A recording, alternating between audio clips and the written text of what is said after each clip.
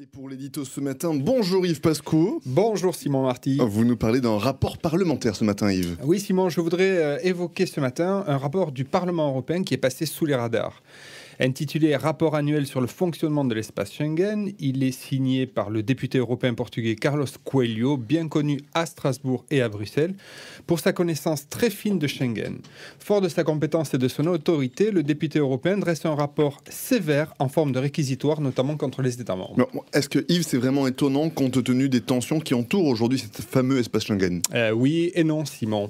Non, car on sait que le Parlement européen souhaite jouer un plus grand rôle dans la gouvernance de Schengen, et il est donc normal qu'il prenne des positions critiques fortes. Mais là où le rapport Coelho étonne, c'est sur la dureté de certaines attaques contre les États membres. Deux exemples parmi d'autres illustrent ce point. Tout d'abord, le rapporteur souligne que malgré les mesures proposées et adoptées depuis 2015, le bon fonctionnement de l'espace Schengen n'est pas encore été rétabli et il en impute la responsabilité aux États.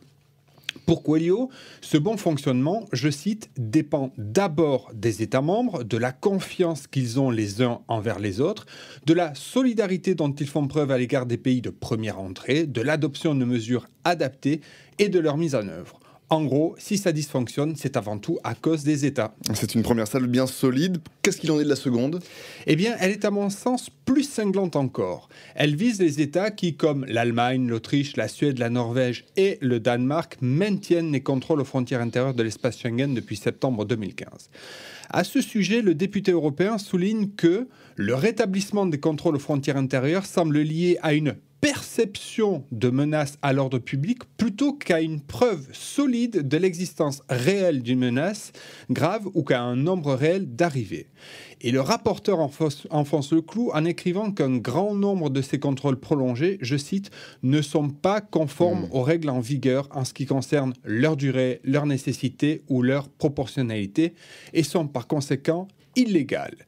Si le rapporteur cloue les États au pilori, le signal vaut aussi pour la Commission européenne qui reste toujours muette sur le caractère légal ou illégal des dits contrôles. C'est amusant, ça me rappelle des éditos qu'on a déjà pu entendre sur cette antenne. Indeed, Simon, mais ce qu'il faut retenir, c'est que ce rapport annuel marque la volonté du Parlement européen de jouer un rôle actif sur le dossier Schengen.